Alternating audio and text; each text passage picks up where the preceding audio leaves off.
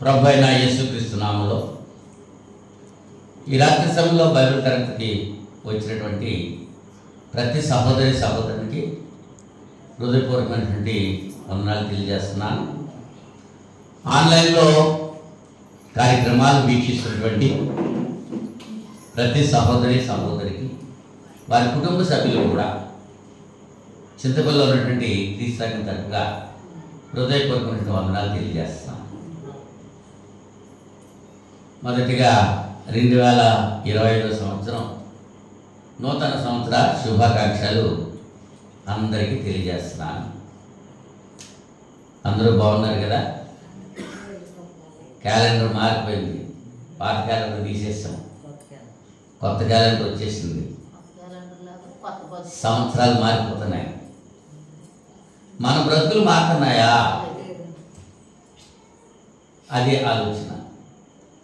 సంవత్సరం కొత్తది వచ్చేసిందంటే ఓ సంవత్సరం దేవుడు కాపాడాడు. ఎంతోమంది ఈ దినాన్ని చూడలేకపోయారు. క్రీస్తునందు వాళ్ళు నుండి మృతి చెందితే నిత్య జీవంలోకి వెళ్తారు, లేకపోతే నిత్య అగ్ని గంధంలో మండేటువంటి గుండంలోకి వెళ్తారు. లేఖనాలు పెట్టి మనం ఆలోచన చేస్తున్నాం. మన సొంత మాటలు కాదు, పరిశుద్ధ గ్రంథంలో ఉన్నటువంటి మాటలే. ఇది నమ్మి దేవునికి వాక్యం ధ్యానించడం కొరకు ప్రసంగి గ్రంథం 8వ అధ్యాయం 7వ వచనం చదువుకుందాం. సంభవింపబోనది నరులకు తెలియదు, అది ఎలాగో సంభవించునో వారికి తెలియజేయవారెవరు.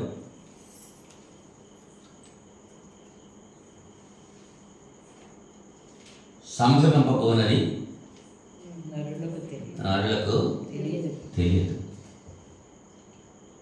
చిన్న ప్రార్థన చేసుకుందాం. ప్రేమమయుడ, మహోన్నతుడ, పరిశుద్ధుడ, జీవాధిపతి, మీకు స్తుతులు స్తోత్రాలు సమర్పణ చేస్తున్నాం తండ్రి. గతించిన దినం వరకు మమ్మల్ని కాచి కాపాడారు, మీకు స్తోత్రాలు. 2024 సంవత్సరం మా మీద గతింపజేశారు. 2025 సంవత్సరంలో మమ్మల్ని ప్రవేశపెట్టారు. అప్పుడే 3వ రోజు నాయన మీ కృపను బట్టి సజీవ లెక్కలో మేము ఉన్నాం. మీ సన్నిధానంలో చేరి మీ లేఖనాలు పరిశీలించాలని, మిమ్మల్ని గణపరచాలని, మీ దీవెనలు పొందాలని ఆశతో మీ సన్నిధిలో ఉన్నాం. ఆశ కలిగిన ప్రాణాన్ని తృప్తిపరిచే దేవుడు మీరు. మీ కృపలో మమ్మల్ని భద్రపరచండి. కూడి వచ్చిన ప్రతి బిడ్డను దీవించండి. ఆన్లైన్లో వాటిని వీక్షిస్తున్న ప్రతి బిడ్డపై మీ యొక్క ఆశీర్వాదం ప్రమరింపచేయండి. ఈ కార్యక్రమం ప్రారంభించి నడిపిస్తున్నాం. ముగింపు వరకు మీ నామ మహిమలపై జరిగించుకోండి. నాయన ఈ కార్యక్రమం జరుగుతున్నంతసేపు కూడా దుష్టుడు సాతాను ఏ రీతిగా ఉండకుండా నాయన వాడిని మీరు బంధించి లయపరచండి. మీ వాక్యం వింటున్నప్పుడు రోగగ్రస్తులను ముట్టి స్వస్థపరచండి, బలహీనలను ముట్టి బలపరచండి. ఆయా సమస్యలు కలిగినటువంటి వారికి ఆ సమస్యల నుంచి పరిష్కారం ప్రసాదించండి. ఎవరెవరు ఏ ఆవశ్యక కలిగి మీ సరిలో ప్రార్థన కోరుతున్నారు, మొదట నా నీతిని, నా రాజ్యాన్ని వెతకండి, పిదపవన్నీ ఇస్తానని చదివించండి. దేవ, మీ వాక్యం వినటానికి మంచి మనస్సు, వినేటువంటి చెవులు, గ్రహించేటువంటి ఆత్మ, లోబడిన బుద్ధి బిడ్డలు దయచేయండి. మీ పక్షంగా నిలబడి మాట్లాడుతున్నాను, మరుగుపరిచి పరిశుద్ధమైన మీ లేఖనాన్ని ఆయన పరిశుద్ధమైన రీతిలో బోధించే సామర్థ్యం నాకు దయచేయండి. యేసుక్రీస్తు నామములో ఈ ప్రార్థన అడిగి వేడుకుంటున్నాను తండ్రి, ఆమేన్. మరొకసారి అందరికీ వందనాలు.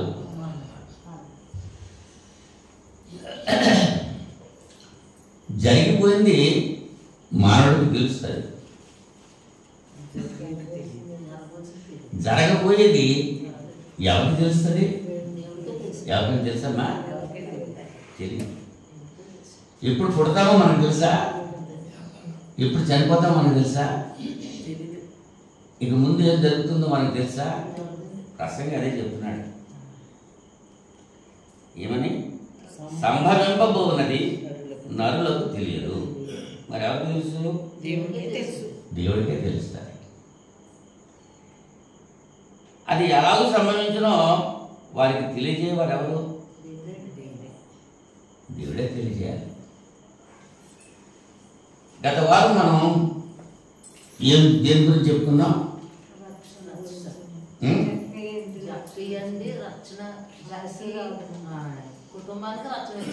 కుటుంబానికే రక్షణ. అవునా?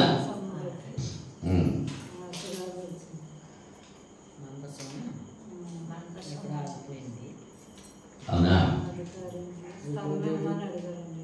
యెహోవాకు స్థలం ఇవ్వండి. దేవునికి స్థలం ఇస్తే జరిగేటువంటి కార్యక్రమాలు ఏంటి అనేటువంటి విషయాన్ని మనం తెలుసుకున్నాం. 4 విషయాలు చెప్పాను. దేవునికి స్థలం ఇస్తే రక్షణ వస్తుంది, దేవునికి స్థలం ఇస్తే ఆరోగ్యం వస్తుంది, దేవునికి స్థలం ఇస్తే సమృద్ధి కలుగుతుంది, దేవునికి స్థలం ఇస్తే స్వస్థత కలుగుతుంది. ఈ 4 విషయాలు మీతో ముచ్చటించడం జరిగింది. అయితే ఈ దినాన్ని మరొక విషయాన్ని మీతో ముచ్చటించడానికి ఇష్టపడుతున్నాను. జాగ్రత్తగా మీరు అవగాహన చేసుకుంటారని ప్రేమతో తెలియజేస్తున్నాను. నేను చెప్పేటువంటి పాఠం దీర్ఘాయువు. దీర్ఘాయువు, ఆయుష్. దీర్ఘం అంటే ఎక్కువ, హ్రస్వం అంటే తక్కువ, దీర్ఘం అంటే ఎక్కువ. దీర్ఘాయుష్ అంటే అసలు అర్థం ఏంటి? దీర్ఘాయుష్ అంటే దేవుడు మనకిచ్చినటువంటి ఆయుష్ పూర్తి చేసుకుంటాం దీర్ఘాయుష్. కొంతమందికి మనం పుట్టినప్పుడే ఎప్పుడు చనిపోతామో దేవుని గ్రంథంలో రాయబడ్డది. అదే సంభవింపబోయేది ఏంటో నడుము తెలవదు. పరిశుద్ధ గ్రంథంలో వ్యక్తులు ఆదికాండం 5వ అధ్యాయంలో మనం ఆలోచన చేస్తే ఆదాము గారు 930 సంవత్సరాలు బతికాడు. షేతు గారు 912 సంవత్సరాలు బతికాడు. ఎనోషు గారు 905 సంవత్సరాలు బతికాడు. కేనాను 910 సంవత్సరాలు. మహలేలు 890 సంవత్సరాలు. ఎరేదు 962 సంవత్సరాలు. హనోకు 365 సంవత్సరాలు. మెతుషెల 969 సంవత్సరాలు. లెమెకు 777 సంవత్సరాలు. నోవాహు 950 సంవత్సరాలు బ్రతికారండి. ఎన్ని సంవత్సరాలు? ఎక్కువ కాలం బ్రతికింది ఎవరు? మెతుషెల 969 సంవత్సరాలు బ్రతికాడు. 970. ఆదికాండం 5వ అధ్యాయము 27వ వచనంలో మెతుషెల గురించి ఉంటుంది. మెతుషెల దినములన్నీ 960 ఏండ్లు. అంటే ఈ చెప్పబడినటువంటి ప్రతి వ్యక్తి గురించి కూడా అక్కడ చెప్పబడింది ఎన్ని సంవత్సరాలు బ్రతికారు అనేటువంటి విషయం. అయితే మన లోకంలో సంపూర్ణంగా జీవించి మన బాధ్యతలు మనం పాడుకున్నాం కదా, పువ్వులు ఎందుకు, సూర్యుడు ఎందుకు, చంద్రుడు ఎందుకు, అన్నీ వాటి బాధ్యతలు నిర్వర్తించడానికి దేవుడు ఏర్పాటు చేశాడు. పువ్వులు ఎందుకు ఏర్పాటు చేశాడు? కాయలు ఎందుకు ఇచ్చాడు? చెట్లు ఎందుకు ఇచ్చాడు? ఆ పని అవి చేస్తున్నాయి. సముద్రం సృష్టించాడు, కలుగుగాక అన్నాడు, కలిగిని ఆ పని చేస్తున్నాయి. సూర్యుడు ఎందుకు కలుగుగాక అన్నాడు దేవుడు, ఆ పని సూర్యుడు చేస్తున్నాడు. భూమి తిరుగుతుంది. నక్షత్రాలు సృష్టించిన సృష్టం దేవుడు ఏ పని అయితే దేనికి చెప్పాడో ఆ పని చేస్తున్నాయి. మరి మానవుడు ఏం చేయాలి? ఎక్కువ కాలం జీవించడానికి దేవుని యొక్క ఉద్దేశం నెరవేర్చి ప్రభువునందు నిద్రిస్తే వారు నిత్య జీవం పొందుతారు. క్రీస్తు యేసునందు నిద్రించిన వారు ప్రభువునందు మృతి చెందిన మృతులు ధన్యులు. ప్రకటనలో మనం చూస్తున్నాం. ప్రభులో లేకుండా మృతి చెందిన వారు ధన్యులు కాదు. కనుక జీవం ఉండగానే నీ సృష్టికర్త అయినటువంటి దేవుణ్ణి నువ్వు స్మరణ తెచ్చుకోవాలని చెప్పి. అవునండి.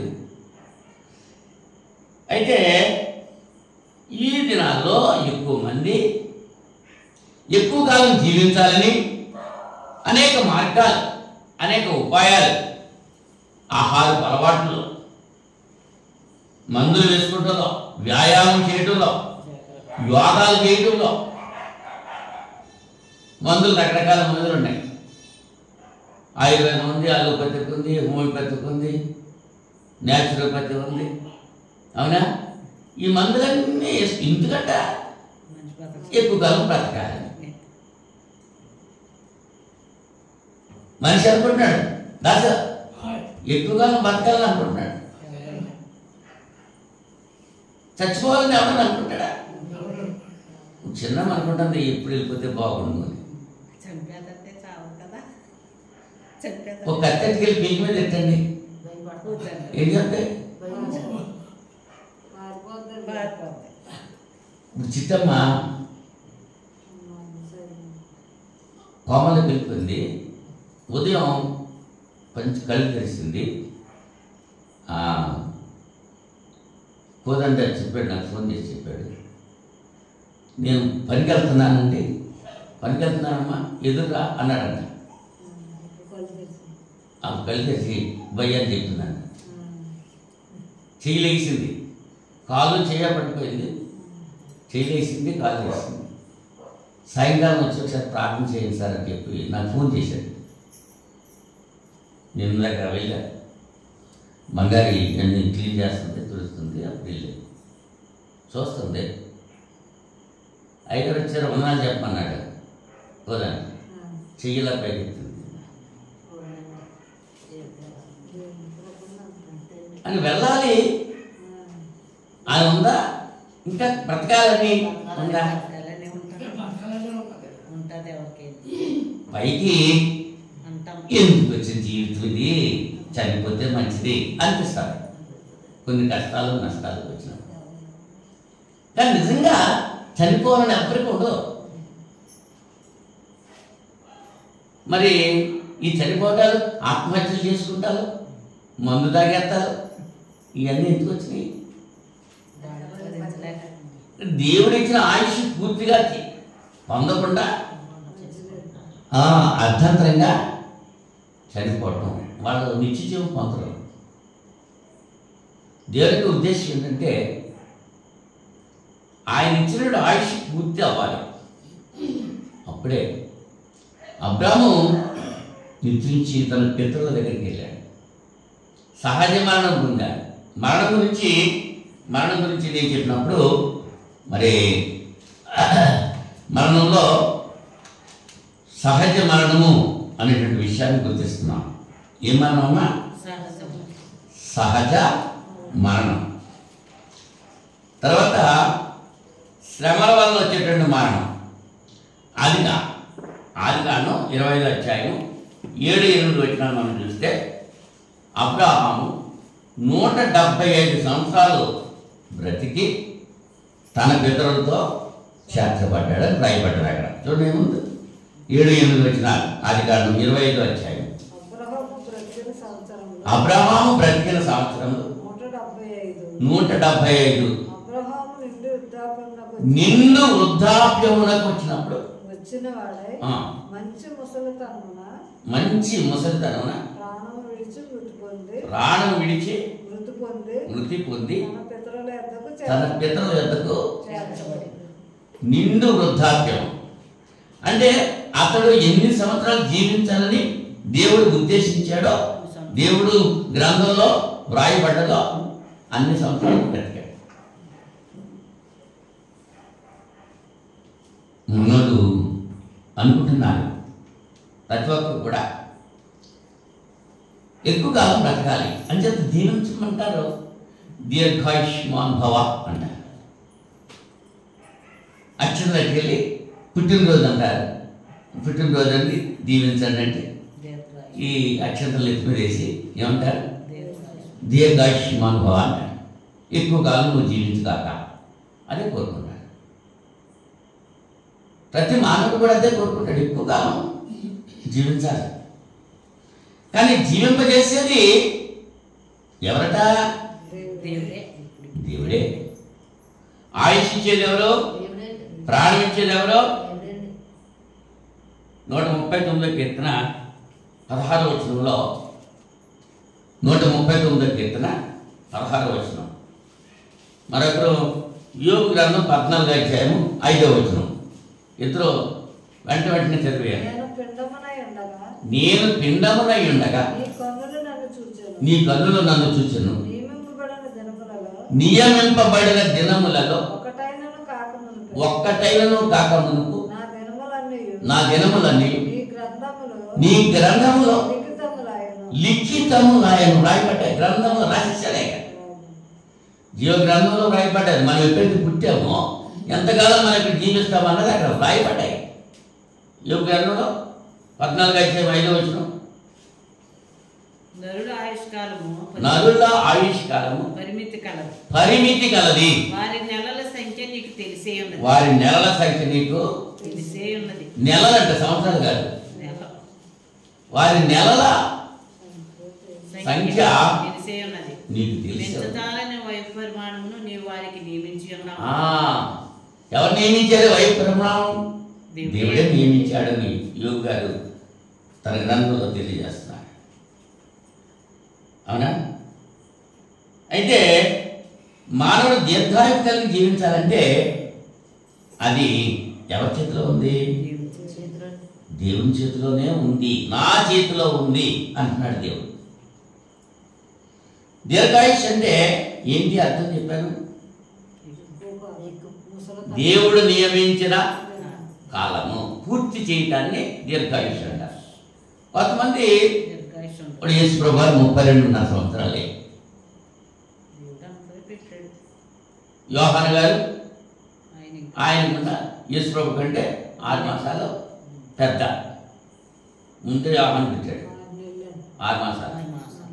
మాసం అన్న నెల ఉంటే 6వ నెల అంటాడు. ఎలిజబెత్ దగ్గరికి వెళ్తాడు మరి అమ్మ. ఆయన ఆయుష్ అంతే దేవుడు ఏర్పాటు చేశాడు. మరి దావీదు గారు, అబ్రహాం గారు ఒక్కొక్కరికి ఒక్కొక్క ఆయుష్ ఆయన నియమించాడు. మరి ఆదాము గారు 930 సంవత్సరాలు బతికాడు. మెతుషెల అయితే 969 సంవత్సరాలు బతికాడు. అవునా? 90వ అధ్యాయము కీర్తనలో 10వ వచనంలో, కీర్తనలు 90 10వ వచనం. అధిక బలం ఉన్న ఎడల 80 సంవత్సరాలు. ఇప్పుడు మన ఆయుష్కాలం అంతటా 70 సంవత్సరాలు. అధిక బలం ఉంటే 80 సంవత్సరాలు. ఈవేళ 135 పుట్టినరోజు చేసుకున్న వ్యక్తి గురించి వేశాడు, ఫేస్బుక్లో పెట్టాడు. 135 సంవత్సరాలు బతికాడు. కొంతమంది సిస్టర్స్ ఉన్నారు 5 6 అది 80 సంవత్సరాలు బతికారు. 5 ఉన్నారు. దేవుడిచ్చిన ఆయుష్ 70 సంవత్సరాలే. అధిక బలం ఉంటే 80 సంవత్సరాలు. అవి కూడా ఆయాసమే. ఎందుకు వచ్చిన బతుకు? చెయ్యలేదో తెలియదు, కాళ్ళు తెలియదు, పొట్ట నిండు అయిపోతుంది, అరగట్లేదు, తింటే ఈరోజులు అయిపోతున్నాయి, తినకపోతే 4 కూరుకుంటలేదు. అవునా? జిహ్వా. ఇటువంటి పరిస్థితిలో మానవుడు ఎక్కువ కాలం జీవించాలి. ఇవాళ నేను మీకు చెప్పేటువంటి పాఠం దీర్ఘాయుష్.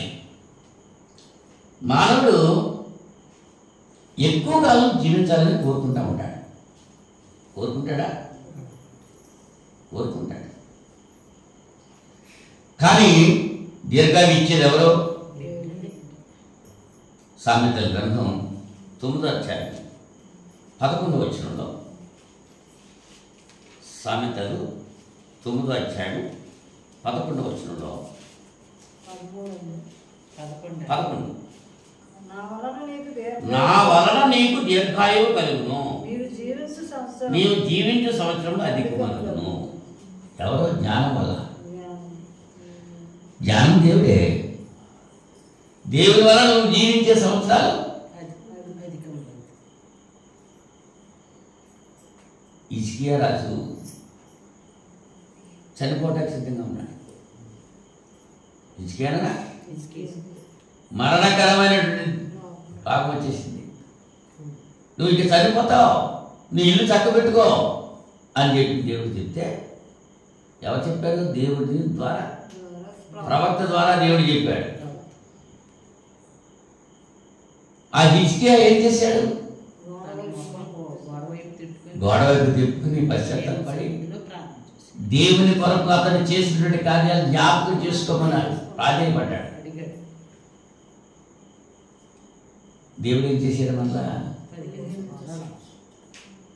15 సంవత్సరాలు ఆయుష్ ఇచ్చేసాడు.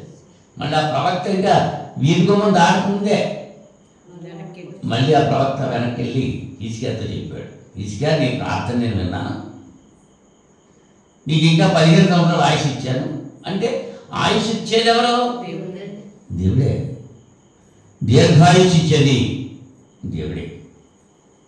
అయితే దీర్ఘాయువు పొందాలంటే మనం ఏం చేయాలి? అందరికీ ఆశ ఉందిగా ఎక్కువ కాలం బతకాలని. ఆశలలో ఉన్నారు.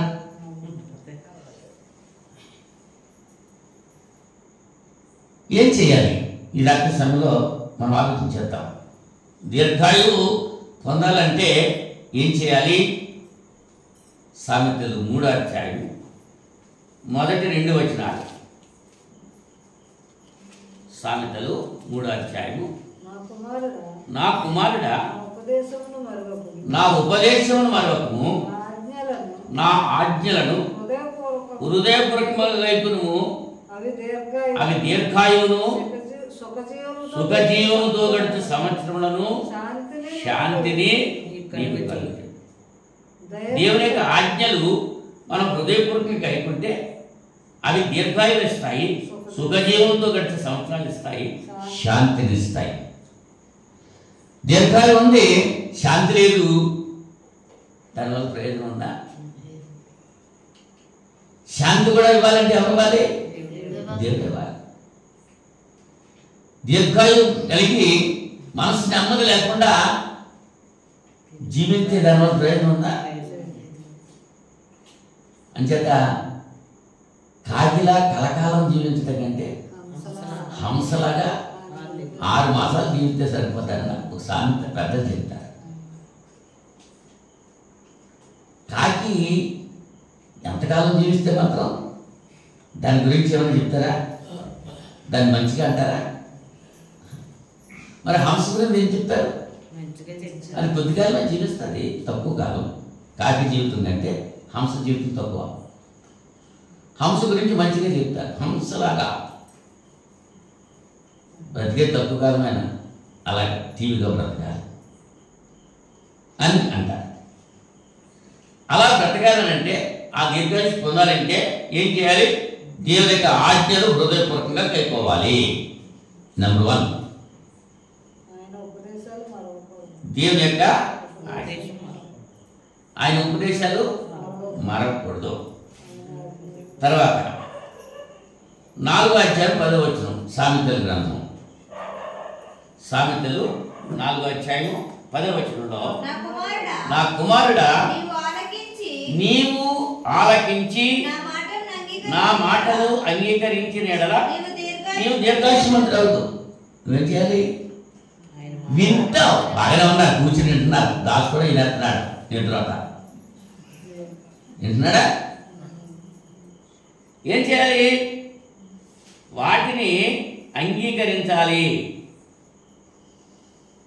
దేవుని మాటలు ఒప్పుకోవాలి. ఒప్పుకోవడం అంటే అర్థం ఏంటి? ఆ మాట బట్టి ప్రవర్తించాలి. ప్రవర్తించిందనే అంగీకరిస్తాం. ఆయన మాట చొప్పున మనం జీవించే దీర్ఘాయుష్ వస్తుంది. మాట విన్నంత మాత్రం రాదు, ఆయన మాటలు చెప్పినంత మాత్రం రాదు. ఈయన మాటలు విని వాటి చొప్పున చేయు ప్రతివాడు అన్నాడు. దేవుని మాట చొప్పున చేయాలి, మనుషుల మాట చొప్పున కాదు. అలా చేస్తే దీర్ఘాయుష్యు వస్తుంది. మరి ఇంకోటి ఏంటంటే సామెతలు 10వ అధ్యాయము 27వ వచనంలో 10వ అధ్యాయము 27వ వచనంలో యెహోవా యందు భయభక్తులు కలిగి ఉండుట దీర్ఘాయువునకు కారణము. దేవుని యందు భయభక్తులు కలిగి ఉంటే దీర్ఘాయుష్య దేవుడు ఇస్తాడు. ఇప్పుడు ఏం చెప్పాను? దేవుని ఆజ్ఞలు హృదయపూర్వకంగా గైకొనాలి, దేవుని మాటలు విని అంగీకరించాలి. మూడవది దేవుని యందు భయభక్తులు కలిగి ఉండాలి. నాలుగవది ఆయన ఆజ్ఞలు, ఆయన కట్టడలు అన్నీ అనుసరించాలి. ద్వితీయోపదేశకాండం 11వ అధ్యాయం 11వ అధ్యాయం 9వ వచనంలో యెహోవా వారికిని వారి సంతానమునకును దయచేసిదని మీ పితరులతో ప్రమాణం చేసిన దేశమున అనగా పాలు తేనెలు ప్రవహించే దేశమున మీరు దీర్ఘాయుష్యవంతులన్నట్లు నేను ఈ దినమున మీకు ఆజ్ఞాపించు ఆజ్ఞలు అన్నిటినీ మీరు గైకొనవలెను. ఇశ్రాయేలుతో చెప్పినట్టు మాట. దీర్ఘాయుష్యవంతులు కావాలంటే ఆయన ఆజ్ఞలన్నీ గైకోవాలి. ఒకటి విడిచిపెట్టేస్తే సుఖదు, అన్నిటినీ అనుసరించాలి. 4వ అధ్యాయము ద్వితీయోపదేశకాండంలోనే 4వ అధ్యాయం 40వ వచనంలో 4వ అధ్యాయము 40వ వచనం మరియు నీకును నీ తరువాత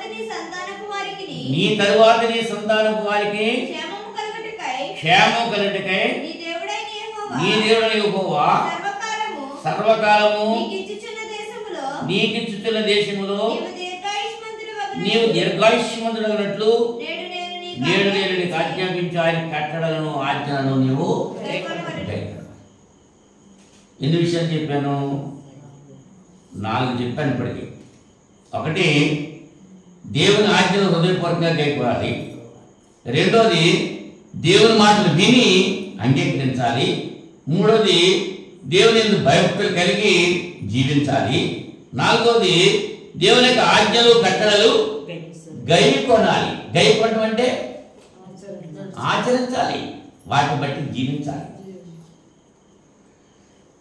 నువ్వు అనుసరించడమే కాదు, నీ పిల్లలను కూడా అనుసరింపజేయాలి. ఇవాళ ఎల్ఐసి కడుతున్నారు, ఉద్యమాలు ఇందుకోసం కడుతున్నారు. నేను ఎల్ఐసి కట్టానుకో, నేను చనిపోతే ఎవరికి వస్తుంది లాభం? పిల్లలు వస్తుంది.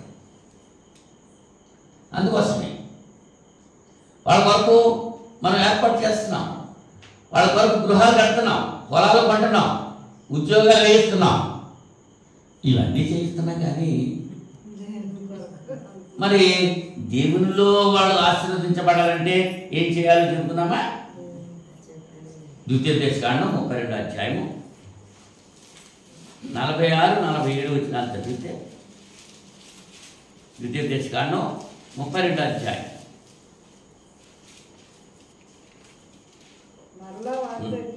46-47 వచనాలు.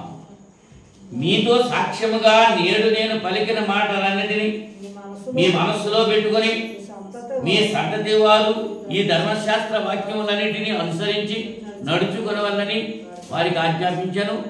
ఇది మీకు నిరర్థకమైన మాట కాదు, ఇది మీకు జీవమే. మరియు మీరు స్వాధీనపరచుకున్నటకు యోర్దానును దాటబోతున్న దేశంలో దీన్ని బట్టి మీరు దీర్ఘాయుష్యవంతులగుతారు. మీరు మీ పిల్లలు పిల్లలు చెప్తున్నారా?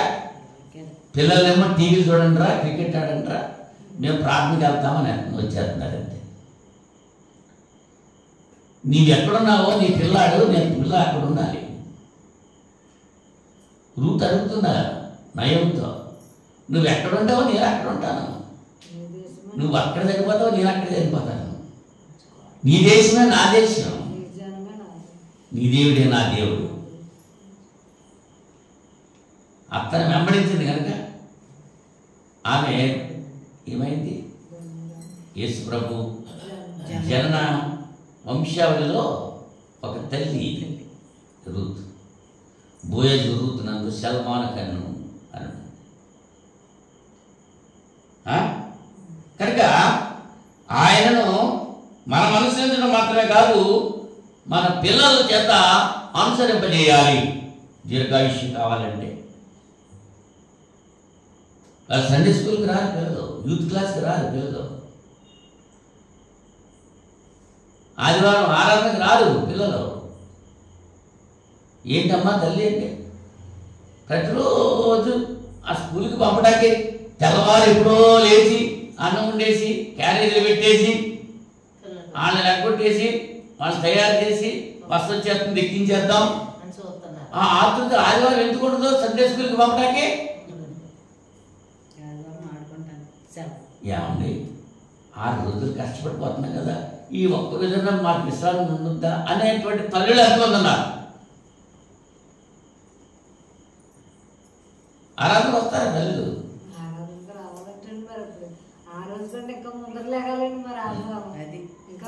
మరి దీర్ఘాయుష్ కావాలంటే చేయాలి. దీర్ఘాయుష్ కావాలంటే ఏం చెప్తున్నాడైనా? నీవు అనుసరించి నీ పిల్లల్ని నువ్వు అనుసరింప చేయాలి. ఎన్ని చెప్పాను? 5 చెప్పి లెక్కేస్తున్నాను నేను. ఇవన్నీ మనం చేస్తున్నామా? దీర్ఘాయుష్ కావాలంటే చేయాలి, అక్కర్లేదంటే మానేయండి, నష్టం లేదు. అవునా? 6ది ఏంటంటే ఇది చాలా కష్టం అండి. ద్వితీయోపదేశకాండం 5వ అధ్యాయము 16వ వచనం. ద్వితీయోపదేశకాండం 5వ అధ్యాయము 16వ వచనం.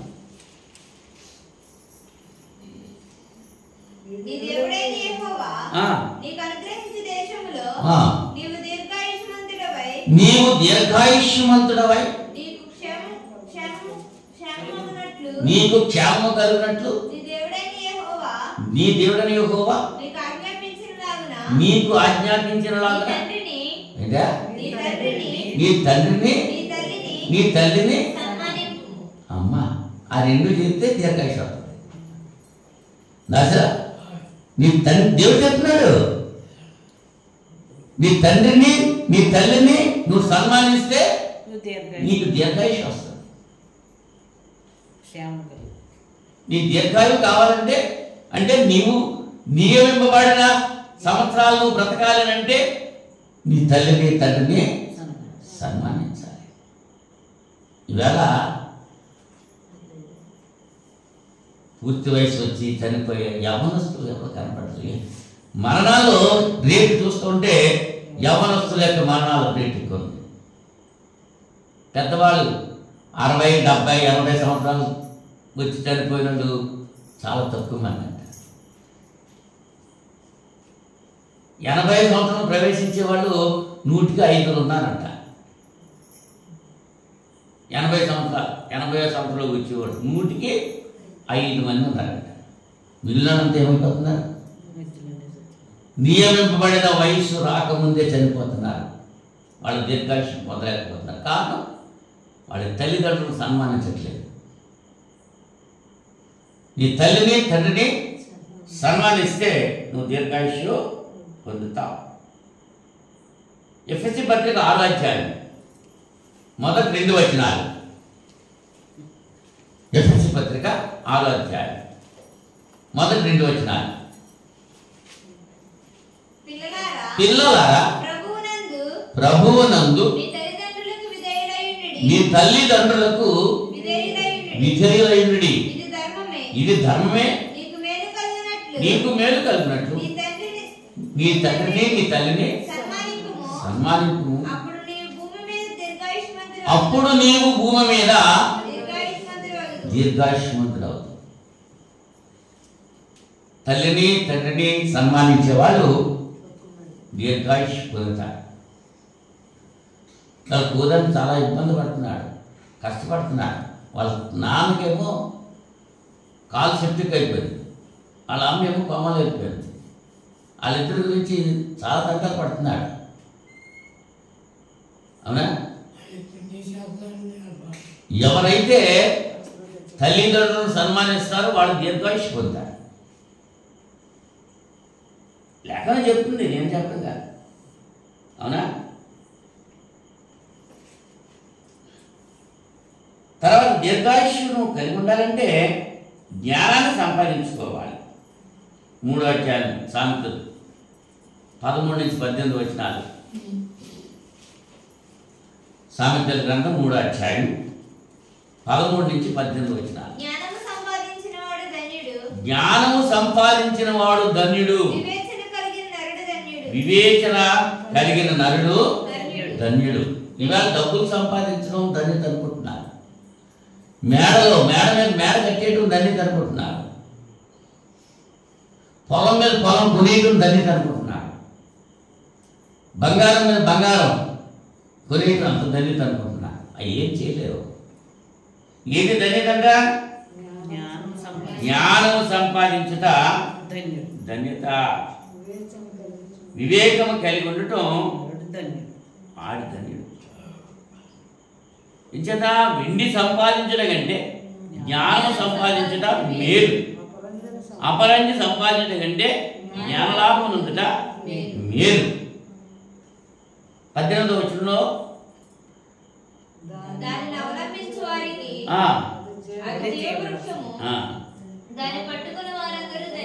జ్ఞానం వలన యెహోవా భూమిని స్థాపించెను, వివేచన వలన ఆయన ఆకాశ విషయాలను స్థిరపరచను.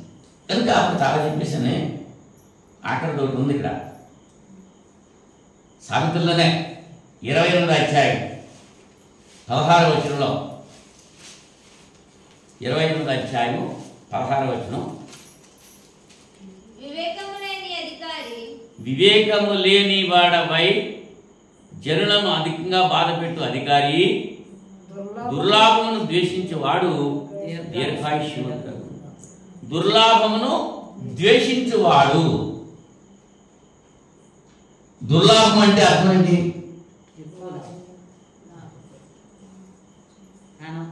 దుర్లాభం, లాభం సంపాదించవచ్చు, కానీ దుర్లాభం అంటే అది. ఇప్పుడు మనం బ్యాంకులో డబ్బులు వేసుకున్నాం, దాచుకున్నాం. బ్యాంకులో డబ్బులు తెచ్చుకున్నాం, అప్పు తెచ్చుకున్నాం. వస్తువులు తాగడం పెట్టాం, అప్పు తెచ్చుకున్నాం. వడ్డీ ఇస్తున్నాడా? మన దగ్గర వడ్డీ తీసుకుంటున్నాడా? బంగారం పెట్టేసి డబ్బులు ఇచ్చేస్తాడా?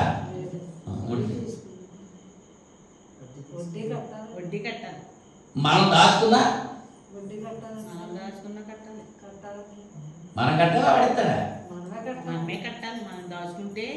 మనం డబ్బులు దాచుకుంటున్నాం, మన వడ్డీతో ఇస్తున్నాడా? ఒక ఆయన ఫిక్స్డ్ డిపాజిట్ తీసుకున్నాడు. ఒక క్రైస్తవుడు బ్యాంకులో డబ్బులు దాచుకున్నాడంట. ఓ 3 సంవత్సరాలకు 5 సంవత్సరాలకు డిపాజిట్ చేసుకున్నాడు. అది అయిపోయింది. తర్వాత ఆయన వేసిన డబ్బులు ₹1,00,000 వేసాడు అనుకోండి. ఆ పరిమితి అయిపోయింది. మళ్ళీ నా డబ్బులు నాకు ఇచ్చేయండి అన్నాడు. ఇచ్చేస్తే ₹5,00,000 వేసాడు. మరి దానికి ఇంకా ఎక్కువ వేసిస్తున్నారు. ఈయన నాకు అక్కర్లేదు అంటున్నాడు. ఈయన ఇదేంటయ్యా, నువ్వు ఇంతకాలం మా బ్యాంకులో ఉంచుకున్నావు కాబట్టి నీకు డబ్బులు ధర్మ ప్రకారం వడ్డీ వేస్తున్నావు, తీసుకో. నేను వడ్డీ తీసుకోనండి, నేను క్రైస్తవుడండి, నేను వడ్డీ తీసుకోనండి, నా డబ్బులు నాకు ఇవ్వండి అంటున్నాడట. కుదురుతుందా? కుదురుతుందమ్మా? దాన్ని ధర్మ వడ్డీ అన్నారు. ఏ వడ్డీ? బయట వడ్డీ వ్యాపారులు ఉంటారు. ఈవేళ ఆదివారం చీట్లు వస్తున్నాడు, సోమవారం చీట్లు వస్తున్నాడు, తెల్లారి ముందే వచ్చేసి తలుపులు తట్టేస్తున్నారు. ఎందుకంటే ఈ లాభం అది, అది దుర్లాభం అంటే. ధర్మ వడ్డీ అది బ్యాంక్ ఇచ్చేది, అలాగే వడ్డీ తీసుకున్నారు, వడ్డీకి ఇస్తున్నారు, అవసరాలు గడుపుకుంటున్నారు. మరి నేను తీసుకోనంటే కుదురుతుందా? ఇప్పుడు ఆ డిపార్ట్మెంట్ ఒప్పుకుంటుందా? బాబు నీకు అక్కర్లేకపోతే నువ్వు తీసేసుకుని నువ్వు ఎవరికో ధర్మం చేసుకో, అంతేగాని నీకు వడ్డీ లేకుండా మాత్రం మేము డబ్బులు ఇవ్వమంటున్నారు బ్యాంక్ వాళ్ళు.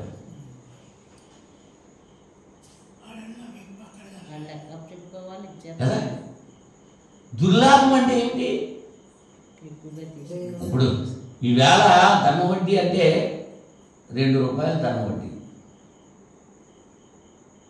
అవునా? బ్యాంకులో మనం తీసుకుంటే ఎంత తీసుకుంటున్నాడు? ₹1.25 తీసుకుంటున్నాడు.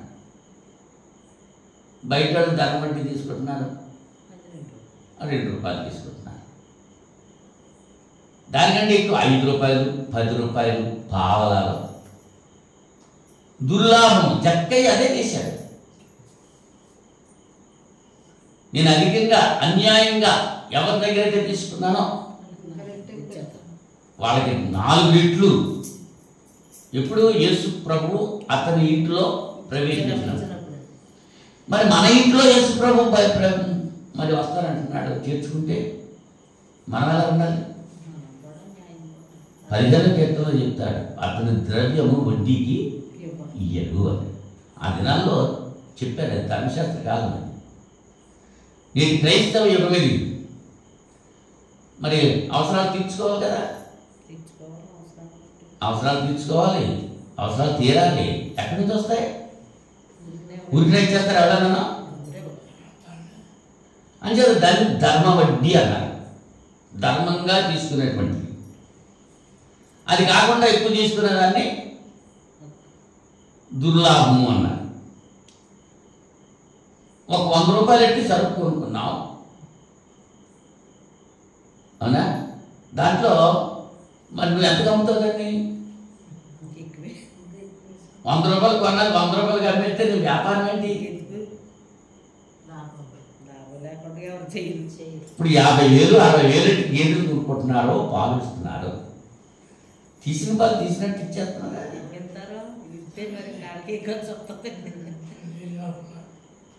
మరి దాని మేత ఎక్కడి నుంచి వస్తుంది? దాని గడ్డి ఎక్కడి నుంచి వస్తుంది? గిట్టుతుందా గిట్టుబాటు అంటే దాంట్లో ఏం చేస్తారు? నీళ్ళు కలపకుండా ఇచ్చేవాళ్ళు ఎవరన్నా? ఆ కలిపే విధానంలో తక్కువ కలిపేవాళ్ళు కొంతమంది ఉంటారు, ఎక్కువ కలిపేవాళ్ళు కొంతమంది ఉంటారు. ఎక్కువ పాలలో నీరు, పాలలో తక్కువ పాలు ఎక్కువ నీళ్ళు ఉన్నాయనుకో, ఆ పాల డబ్బులు పాలకే, నీళ్ళ డబ్బులు నీళ్ళకే వెళ్ళిపోతాయి. ధర్మంగా ఉంటే కొద్దిగా అంచేత ఇక్కడ ఏమంటున్నాడు?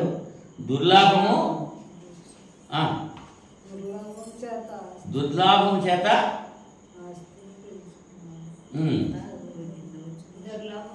16వ వచనం ఆఖరి భాగంలో, దుర్లాభమును ద్వేషించేవాడు దీర్ఘాయుష్మంతుడగును.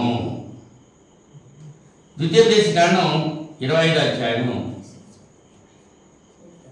దీర్ఘాయుష్ గురించి మాట్లాడుతున్నాను. ద్వితీయోపదేశకాండం 25వ అధ్యాయం 15-16 వచనాల్లో,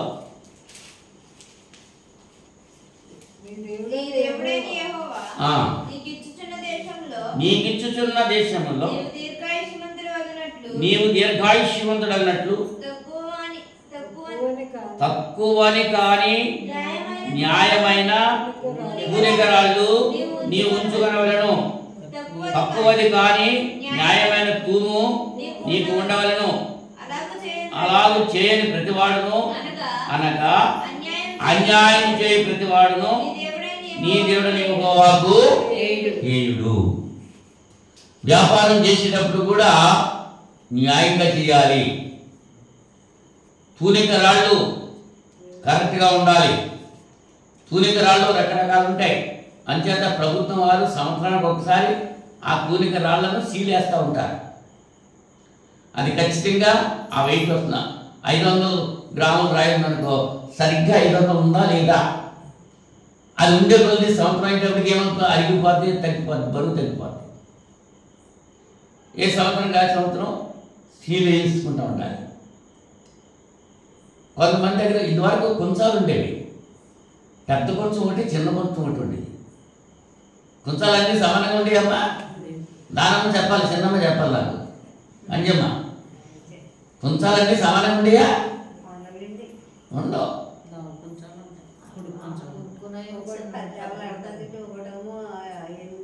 అదిగో ఒకటి 8 తవలే పడుతుంట, ఒకటి 10 తవలు పడుతుంట. మేము చాకల్లో మా అమ్మగారు అక్కడ ఉద్యోగం చేసేటప్పుడు లింగరాజు అని ఒక ఆయన ఉండేవాడు, దుకాణం. ఆయనకు ఉన్నది ఒకే కూతురు. ఇప్పుడు మనం దాన్ని ఒడ్లు అమ్మేసుకుంటూ ఉంటారు కదా, పట్టుకెళ్ళి ఒడ్లు పరగేరుకుని అవి పట్టుకొచ్చి అమ్ముకుంటూ ఉంటారు కదా. మనం అమ్మటానికి ఒడ్లు అక్కడ పట్టుకెళ్తే చిన్నమ్మాయి కొంచెం పట్టుకురా అనేవాడు. చిన్న అమ్మాయి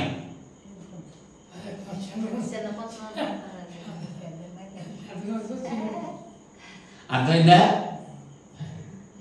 వాళ్ళ దగ్గర నుంచి మనం కొనుక్కుంటారు, వాళ్ళు కొనుక్కుంటారు పెద్ద కొంచెం, మనకి ఇవ్వటాకేమో చిన్న కొంచెం.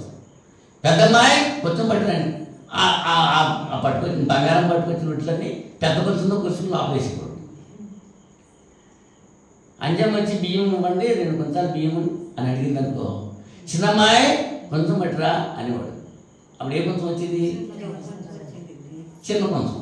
అంటే మనకి ఇవ్వటాకేమో చిన్నది, ఆమె తీసుకుంటాకేమో పెద్దది. ఇప్పుడు ఏమంటున్నాడు ఈయన? అమ్మా ఏమంటున్నాడు? నీ దేవుడని యెహోవా నీకిచ్చుతున్న దేశంలో నీవు దీర్ఘాయుష్మంతుడన్నట్లు తక్కువవి కాని న్యాయమైన తూనికరాళ్ళు నీవు ఉంచుకొనవలెను. తక్కువది కాని న్యాయమైన తూము నీకు ఉండవలెను. అలా చేయని ప్రతివాడును, అనగా అన్యాయం చేయి ప్రతివాడును నీ దేవుడని యెహోవాకు హేయుడు. తూకం చూసినప్పుడు కూడా తక్కిటి కింద చింతపండు అంటించేసేవారంట, అబ్బురు వచ్చేస్తుంది. ఇప్పుడు లేవయ్యి. ఇప్పుడు ఈ కాలంలో కూడా మోసం ఉంది, మన జీలో పెట్టడానికే అదే ఉంది. ఎలక్ట్రానిక్ కాటాలు వచ్చేసినాయి, అవి కూడా మోసం చేసే విధానం అందులో ఉంది. కరెక్ట్గా ఉందా లేదా? అలా ఉన్నవాడు దీర్ఘాయుష్ పొందుతాడు. కరెక్ట్గా లేకుండా ఉంటే వాడు దీర్ఘాయుష్ పొందడు. ఎన్ని చెప్పేసానమ్మా? 9 చెప్పారు. నువ్వు దీర్ఘాయుష్ పొందాలంటే ఇవి లేఖనాలు చూపించి మీకు తెలియజేశాను. ఎన్ని చెప్పాను అమ్మా? 9 చెప్పాను. దేవుని ఆజ్ఞలు హృదయపూర్వకంగా గైకొనాలి, దేవుని మాటలు మీరు అంగీకరించాలి, దేవుని యందు భయభక్తులు కలిగి ఉండాలి, దేవుని ఆజ్ఞలు కట్టడలు గైకొనాలి, నువ్వు అనుసరించాలి, నీ పిల్లల చేత అనుసరింపజేయాలి, నీ తల్లిదండ్రులు సన్మానించాలి, జ్ఞానం సంపాదించాలి, దుర్లాభాన్ని తిరస్కరించాలి. ఈ దుర్లాభం నాకు వద్దు, ఉన్న దాంతో అప్పుడు నువ్వు దీర్ఘాయుష్మంతుడవుతావు, దీర్ఘాయువు పొందుతావు. వీటిలో ఏమి చేయకపోయినా దీర్ఘాయుష్ అన్నదే. అంటే దీర్ఘాయుష్ అంటే ఏం చెప్పాను? దేవుడు నిన్ను ఎన్ని సంవత్సరాలు నివసింపజేస్తాడో రాసేసారు కదా అక్కడ. అన్ని సంవత్సరాలు జీవించడమే దీర్ఘాయుష్. అయితే ఈ దీర్ఘాయుష్ తగ్గిపోవటం గల కారణం ఏంటి? తగ్గిపోవడానికి కారణం ఏంటి? 3 కారణాలు చెప్పి ముగిస్తా. ఇప్పుడు ఏం చెప్పాను మీకు? దీర్ఘాయుష్ అంటే ఏమిటో చెప్పాను, దీర్ఘాయుష్ ఇచ్చేది ఎవరో చెప్పాను, దీర్ఘాయుష్ పొందాలంటే ఏం చేయాలో చెప్పాను. 4వది ఏంటి? దీర్ఘాయుష్ తగ్గటాకే కారణాలు ఏంటో 4 పాయింట్లు చెప్తున్నాను. ఏంటి కారణాలంటే ప్రసంగి గ్రంథం 8వ అధ్యాయం 13వ వచనంలో, ప్రసంగి గ్రంథం 8వ అధ్యాయం 13వ వచనం,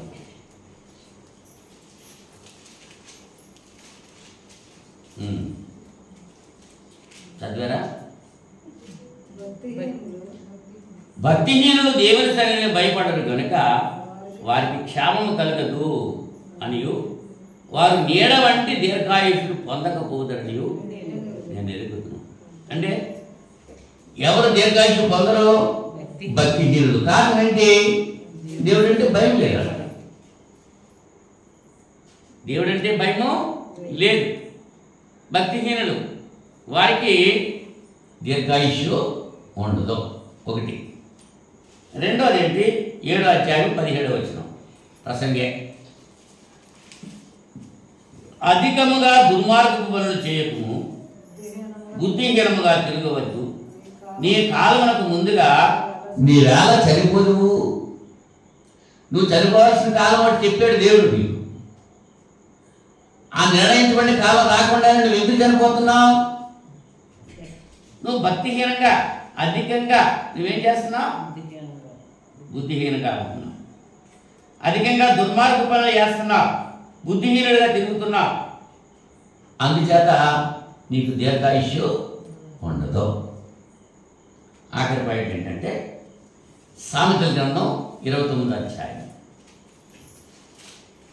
సామెతలు 29వ అధ్యాయం మొదటి వచనంలో, ఎన్నిసార్లు గద్దించినను లోబడని వాడు మరి తిరుగు లేకుండా హఠాత్తుగా నాశనం అవును. ఎన్నిసార్లు గద్దించిన లోబడిన వాడు.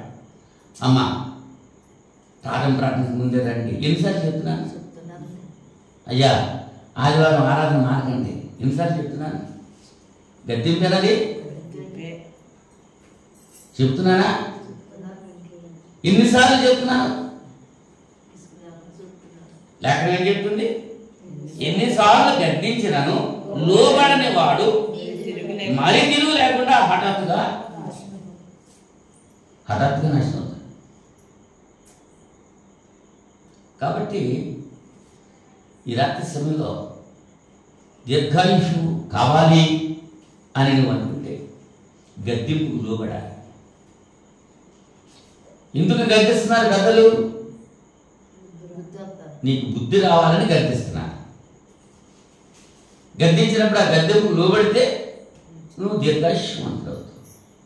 ఆ దేవుడంటే భయం లేదు, దేవుడంటే భక్తి లేదు, వాక్యం అంటే విధేయత లేదు, సంఘం అంటే శ్రద్ధ లేదు. ఇటువంటి పరిస్థితుల్లో నీకు దీర్ఘాయుష్ రావాలంటే వస్తుందా? రాదు. రావాలంటే అలా ఉండాలి. అదే చెప్తున్నాను కదా, ఎప్పుడు 4 మాటలు చెప్తూ ఉంటాను. ఏంటై 4? ప్రాముఖ్యమైనటువంటి 4. ఇప్పుడు మన ప్రపంచానికి దిక్కులు ఎన్ని ఉన్నాయి? 4 దిక్కులు. దేవుని దగ్గరికి కూడా మనం 4 విషయాలు నేర్చుకోవాలంటున్నాను. నేను నేర్చుకున్నాను, అది మీకు చెప్తున్నాను. ఏమిటది? మీరు నా మాట వింటే, మొట్టమొదట మీరు నా దగ్గరికి వస్తే నేను మీ దగ్గరికి వస్తాను. నా దగ్గరికి వచ్చి మీరు ఏం చేయాలి? నా మాట మీరు వింటే మీ మాట నేను వింటా. అవునా? నా పనులు మీరు చేస్తే మీ పనులు మీరు చేస్తారు. నాకు మీరు ఇస్తే మీకు నేను ఇస్తాను. ఆకలి ఇచ్చేది. అవునా? ఆయన మాట మనం వినాలి, ఆయన దగ్గరికి మనం రావాలి, ఆయన పని మనం చేయాలి, ఆయన కొరకు మనం ఇవ్వాలి. ఈ 4 చేస్తే ఆయన ఏం చేస్తాడు? ఆయన మన దగ్గరికి వస్తాడు, మన మాట వింటాడు, మన పని చేస్తాడు, మనకి సమృద్ధి ఇస్తాడు. ముందు చేయాల్సింది ఎవరు? కానీ మనం ఎలా ఉన్నాం? మా ఇంటికి వస్తా నాకేం చేస్తావు నువ్వు, మీ ఇంటికి నేను వస్తాను నాకేమి ఇస్తావు నువ్వు అని అడుగుతున్నాం. అలా ఉంటే కుదరదు. దేవుని మాట నిరంతరం ఒకేలాగా ఉంటుంది.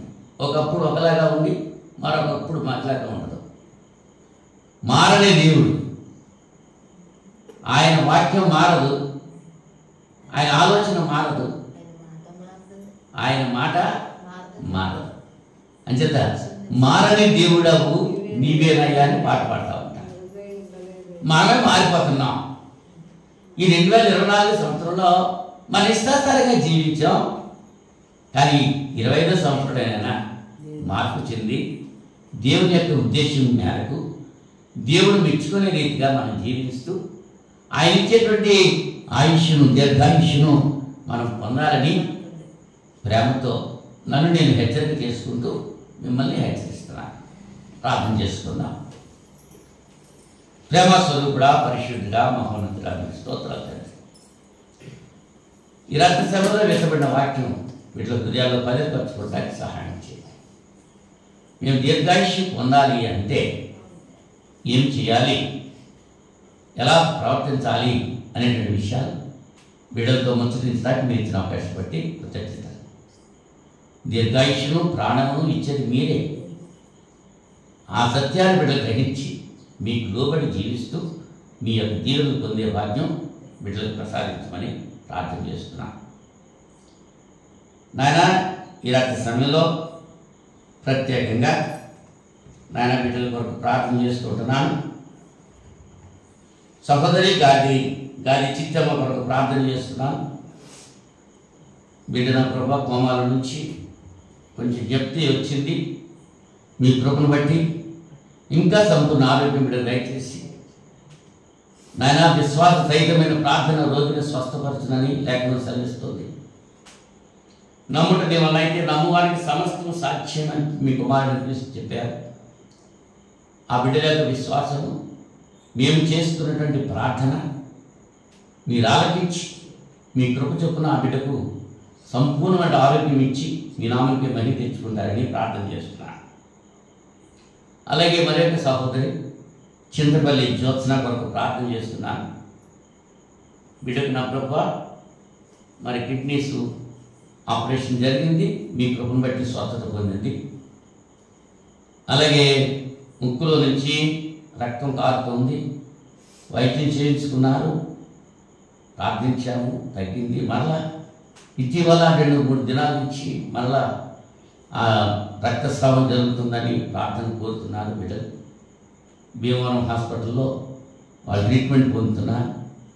ఆ బిడ్డ కొరకు ప్రార్థన చేస్తున్నారు. నాయన త్వరగా కోలుకునే ఆ బిడ్డ ఆరోగ్యంగా ఉండి మీ నామకి స్తుతులు చెల్లించడానికి సహాయం చేయమని ప్రార్థన చేస్తున్నాను. నాయన ఇంకా ఎవరైతే బలహీనంగా ఉన్నారో వారందరి కొరకు ప్రార్థన చేస్తున్నాను. ప్రోగ్రెస్ను ముట్టి స్వస్థపరచండి. ఇంకెవరెవరు ఏ అవసరతలు కలిగి ఉన్నారు వారందరి కొరకు ప్రార్థన చేస్తున్నాను. మీకు ఏం కావాలో నాకు తెలుసు. మొదట నీతిని రాజ్యాన్ని వెతకండి, ఎదుపవన్నీ మీకు అనుగ్రహిస్తాను సెలవిచ్చింది దేవా. ఈ రాత్రి సమయంలో ఆ బిడ్డల కొరకు చేసిన ప్రార్థన మీరు ఆలకించి స్వస్థపరిచి మహిమ ఘనత ప్రభావం మీరే పొందండి. నాయన ఇక్కడ తరగతిలో కూడి వచ్చినటువంటి ప్రతి బిడ్డను పేరు పేరు చెప్పిన దీవించి ఆశీర్వదించండి. ఆన్లైన్లో వీక్షిస్తున్నటువంటి ప్రతి బిడ్డపై మీ యొక్క దీవెన దారాలుగా ప్రముఖించేయండి. మీ ఆశీర్వాదాలతో మమ్మల్ని అందరినీ కూడా నింపారు చేయండి. మీ కుమారుని క్రీస్తు రెండో రాకడా బహు సమీపంగా ఉంది. మనుష్యులు కల్పించేటువంటి పద్ధతులు, ఇతరులు నుంచి వచ్చినటువంటి పారంపర్య ఆచారాలు విడిచిపెట్టి మీ లేఖనాల్లో ఏవైతే వ్రాయించారో వాటిని మేము అనుసరిస్తూ జీవిస్తూ మరణ పర్యంతం నమ్మకంగా ఉండడానికి సహాయం చేయండి. గతించిన శుక్రవారం నుంచి ఇంత పర్యంతము కాచి కాపాడిన విధానం కంటే అధికమైనటువంటి మేళతో నింపారు చేసి మరొక శుక్రవారం మేమంతా సమావేశమై మీ సన్నిధిలో మీ యొక్క జ్ఞానాన్ని మేము నేర్చుకుని మీ సన్నిధిలో ప్రార్థించడానికి సహాయం చేయండి. యేసుక్రీస్తు నామములో ఈ ప్రార్థన అడిగి వేడుకుంటున్నాను పరలోకపు తండ్రి. ఆమేన్. ఆమేన్. అందరికీ వందనాలు.